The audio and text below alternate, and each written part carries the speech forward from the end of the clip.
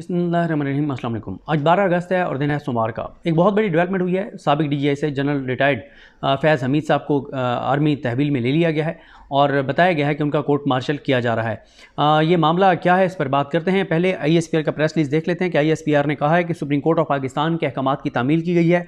एक तफसीली court of inquiry की गई है। किस चीज़ पर की गई है? वो की गई है टॉप सिटी केस में जो शिकायत थी उसकी दुरुस्तगी के लिए, उसका पता लगाने के लिए फैज़ हमीद साहब के ख़िलाफ़ एक इंक्वायरी की गई और उसके बाद लिखा गया कि नतीजतन पाकिस्तान आर्मी एक्ट की दफ़ात के तहत लेफ्टिनेंट जनरल फैज़ हमीद रिटायर्ड के ख़िलाफ़ मुनासिब तादीबी कार्रवाई शुरू कर दी गई है। इसके अलावा रिटायरमेंट के बाद पाकिस्तान आर्मी एक्ट की खिलाफ वर्जी के मुतअद्दिद वाक़यात भी सामने आए हैं। फील्ड जनरल कोर्ट मार्शल का अमल शुरू कर दिया गया है और लेफ्टिनेंट जनरल रिटायर्ड फैज़ हमीद को फ़ौजी तहवील में ले लिया गया है। ये आया प्रेस रिलीज़ ISPR का। अब ज़रा बात करते हैं कि ये मामला एकदम पाकिस्तान के स्क्रीनों पर छा गया है और इस वक्त सिर्फ इस चीज़ पर बात हो रही है। और काजी फ़ाइज़ ईसा साहब ने आज जो नून लीग के ऊपर बहुत बड़ा एहसान किया है, उनको जो सीटें वो हारे हुए थे, यानी आप देखें कि वो सीटें जो फॉर्म 47 जाली में भी वो नहीं जीत सके थे, उनको भी जिस तरह से काजी साहब ने उनके ऊपर एहसान किया है, वो ख़बर अब कहीं दब गई है। अब सिर्फ फैज़ हमीद साहब पर बात हो रही है। देखें इस पर जो मुख्तलिफ शहर इक़्तिदार में क्या सराइयाँ हैं उन पर बात करेंगे। पहली तो क्या सराई ये की जा रही है कि ज़ाहिर है ये एक बड़ी डेवलपमेंट है, क्योंकि कभी भी कोई भी DGI सही लेवल का ऑफिसर जो है, वो आर्मी का लेफ्टिनेंट जनरल जो है रिटायर्ड, वो इस तरह से अरेस्ट नहीं हुआ या उसको इस तरह से तहवील में नहीं लिया गया जिस तरह से फैज़ हमीद साहब के हवाले से प्रेस रिलीज़ आया है। तो इसके पीछे क्या मामला हो सकते हैं? देखें, एक बात तो ये चल रही है कि काजी फ़ाइज़ ईसा साहब ने 3 दिन पहले जो सख्त रिमार्क्स दिए थे, जिसमें उन्होंने कहा था कि ब्यूरोक्रेसी ने और जर्नैलों ने इस मुल्क को टेक ओवर कर लिया है, और बहुत सख्त उन्होंने रिमार्क्स दिए थे।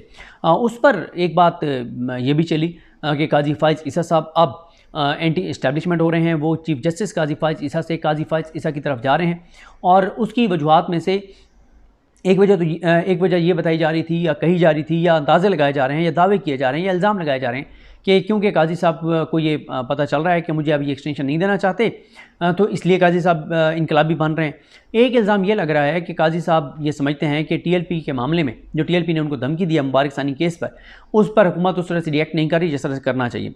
तीसरा काजी साहब पर जो इल्ज़ाम था वो अब ये लगना शुरू हो गया है, और वो ये तीसरा बल्कि ये था कि काजी फ़ाइज़ साहब को ये इत्तला पहुँची कि मुस्लिम लीग नून जो है वो मंसूर अली शाह साहब के साथ राब्ते में हैं और वो मंसूर अली शाह साहब को वो जल्दी नोटिफिकेशन करना चाहते हैं कि किसी तरह से अगर मंसूर अली शाह साहब के साथ उनके मामला तय हो जाते हैं। और मामला क्या तय होंगे, वो सिर्फ एक चीज़ लिखी चाहती है मंसूर अली शाह साहब से कि आपने 8 फरवरी के इंतखाबात पे अपनी पॉलिसी वही रखनी है जो काजी फ़ाइज़ ईसा साहब की है। आपने 8 फरवरी के इंतखाबात की तहकीकात के हवाले से कोई चीज़ नहीं करनी। तो ये 3 चीज़ें चल रही थी। और जो दूसरा वो मैं आपको पॉइंट बता चुका हूँ ना कि TLP वाले मामले पर, उसमें यह भी है कि वज़ीर-ए-आज़म शहबाज शरीफ ने कहा था, उनकी तरफ से आया था कि वो एक पॉलिसी स्टेटमेंट देंगे पार्लियामेंट में आके, कौमी असम्बली में आके, लेकिन उन्होंने वो भी नहीं दी। अब जब फैज़ हमीद साहब की गिरफ्तारी हुई है तो चौथी भी एक बात चल रही है, और वो ये है कि काजी साहब जब से चीफ जस्टिस पाकिस्तान बने हैं, उन्होंने एक चीज़ का सिर्फ मुतालबा किया था, और वो था यानी एक चीज़ उनके अपने इख्तियार में थी, और वो थी कि उन्होंने इमरान खान साहब जो हैं उनके मतलब केसेस नहीं लगाए, और इंतखाबात में जिस तरह से धांधली हुई और उसको उन्होंने सपोर्ट किया। PTI को लेवल पेइंग फील्ड नहीं दी, बल्ले के निशान छीना, जबरी गुमशुदगियों पे कुछ नहीं किया, केसेस नहीं लगाए, ये सारी चीज़ें उन्होंने की। लेकिन एक चीज़ और ये थी कि एक तो इमरान खान के हवाले से वो तो उनके हाथ में था, अदलिया उनके कंट्रोल में थी और उन्होंने वो सारा कुछ किया।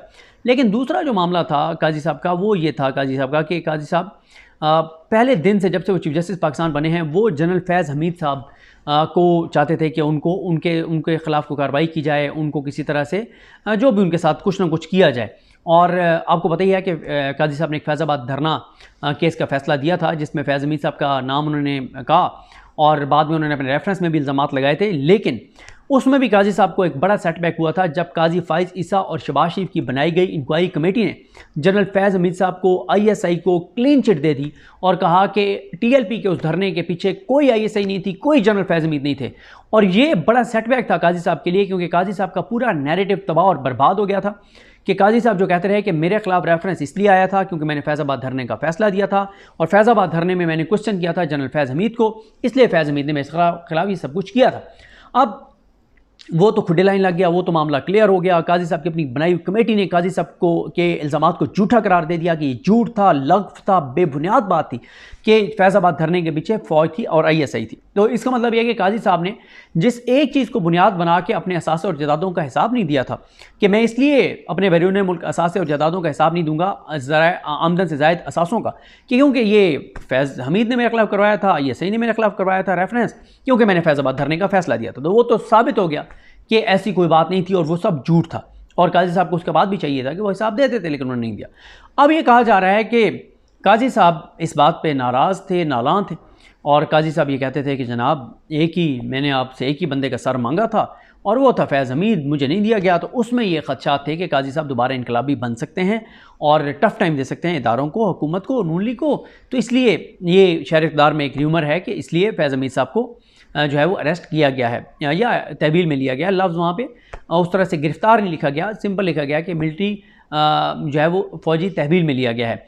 अच्छा, अब इसमें यह है कि अच्छा कुछ लोग इसको ये भी जोड़ रहे हैं कि जी मियाँ नवाज शरीफ चाहते थे। नहीं, ये बिल्कुल गलत है। मियाँ नवाज शरीफ से कोई तल्लुक़ नहीं है, क्योंकि मियाँ साहब बेचारे जो हैं जब वो पाकिस्तान आ रहे थे तो वो बहुत इनकलाबी बनने लग गए थे, औकात से बाहर हो गए थे। जब उन्होंने एक बार बयान दे दिया था कि जनरल बाजवा और जनरल फैज़ का एहतसाब होना चाहिए, और फिर आपको याद होगा कि शहबाज शरीफ साहब 24 से 36 घंटों में वापस पहुँचे थे फ़ौरन, और उन्होंने जाके कहा था कि मुँह अपना बंद रखें अगर आपने वज़ीर-ए-आज़म बनना है। फिर मियाँ साहब ने वहाँ से बयान जारी करवाया कि नहीं कोई ऐसा मकसद नहीं है, और मियाँ साहब बड़े जो है वो दरगुजर करने वाले बंदे हैं और ये वो सारा कुछ, तो ऐसे कोई मामला नहीं है। फिर मियाँ साहब आए मीनार पाकिस्तान पे भी उन्होंने कोई ऐसी बात नहीं, और आज तक मुंह नहीं खोला मियाँ नवाज शरीफ ने जनरल बाजवा साहब या जनरल फैज़ साहब के हवाले से। उनको इजाज़त नहीं है मियाँ साहब को, जो लाने वाले थे उन्होंने मियाँ साहब को कहा कि आपने अपनी ज़बान बंद रखनी है, और मियाँ साहब ने अपनी ज़बान बंद रखी हुई है। मियाँ साहब ने और उनके पूरे टब्बर ने, वो जनरल फैज़ हमीद साहब के खिलाफ कोई बात नहीं करते। और फिर नून लीग ये भी झूठ बोलती है आज तक 2018 में हमारे साथ धांधली हुई थी और हमारे खिलाफ सज़ाएँ गलत हुई थी, वो जनरल फैज़ ने करवाई थी और जनरल बाजवा ने करवाई थी। ये भी उनका झूठ है। क्यों? 2022 में ये इक़्तिदार में आ गए, रजीम चेंज हो गया, ये इक़्तिदार में आ गए। अगर ये 2022 में इक़्तिदार में आ गए थे तो 2018 में अगर धांधली हुई थी और RTS बैठा था तो 2018 में की धांधली की तहकीकात करवा लेते, जनरल बाजवा साहब और जनरल फैज़ के खिलाफ तहकीकात कर लेते। वो तो उन्होंने नहीं की थी। और अगर इनको कोई था शिकायत तो वो बाकायदा शिकायत दायर करते वज़ारत दिफा के ज़रिए और को मामला भेजते। ये इनके मातहत है फ़ौज के अदारा, कह देते उनको कि जी क्योंकि फ़ौज ने खुद कार्रवाई करनी होती है तो आप इस सारे मामले की कार्रवाई करें। लेकिन ये झूठ था कि 2018 में इनको धांधली से हराया गया, और ये भी झूठ था कि इनको ज़बरदस्ती सज़ाएँ करवाई गई, क्योंकि ये चोर, डाकू और लुटेरे हैं। ये पूरा पाकिस्तान जानता है। हमने खुद अदालतों में केस सुने हैं। 1 रुपये का इनके पास हिसाब नहीं है कि पैसा इन्होंने कमाया कैसे और बाहर भिजवाया कैसे। खैर, अब एक चीज़ जो इसमें सबसे इंपॉर्टेंट बात है वो यही है कि जो ये लिखा गया कि रिटायरमेंट के बाद भी कुछ चीज़ें रिपोर्ट हुई हैं। क्या रिटायरमेंट के बाद वो PTI के लोगों से राब्ते में थे, फ़ौज के अंदर लोगों से राब्ते में थे, क्या वो फ़ौज की मौजूदा क़यादत के हवाले से कुछ कर रहे थे? ये तो सबूत और शवाहिद सामने आएंगे तो पता चलेगा। और बाकी ये कोई मुझे इतना जल्दी नहीं लग रहा। ये कई माह पे मुहित हो सकती है। ये जो ट्रायल है, ये एक ट्रायल है जो चलना है, और एक अदालत जो आर्मी मिलिट्री कोर्ट है उसमें ये पूरा ट्रायल चलेगा। ऐसा नहीं है कि वो कन्विक्ट हो गए, उनका ट्रायल होगा। और ट्रायल में ये ऐसे ही है कि उनको तहवील में लिया गया है और कोई इंटरनल प्रोसेस होगा कि जैसे हमारी अदालतों में एक ज़मानत होती है, शायद उधर भी हो कोई ज़मानत का ऐसा हो प्रोसेस कि वो ज़मानत पर जो है वो कोई एक हो जिस्मानी रिमांड कितने दिन का होता है, ये कितने दिन उनको तहवील में रखा जाता है, कितना अर्सा रखा जाता है, ये अब फ़ौज का एक इंटरनल मामला है। ये तो अब मज़ीद सबूत सामने आएंगे तो पता चलेगा। एक टॉप सिटी वाले उनके ऊपर इल्ज़ाम है, लेकिन इस प्रेस रिलीज़ में इंपॉर्टेंट यही है कि शुरू सुप्रीम कोर्ट ऑफ पाकिस्तान के नाम से हुआ है, इसलिए इसको जोड़ा जा रहा है कि काजी फैज़ साहब को ठंडा करने के लिए भी ये मामला हो सकता है कि काजी साहब बिफर ना जाएँ और बिल्कुल चढ़ दौड़ें इदारों के ऊपर। तो काजी साहब को कहा जाए कि देखें आपको फैज़ हमीद से मसला था, उसको हमने गिरफ्तार कर लिया है।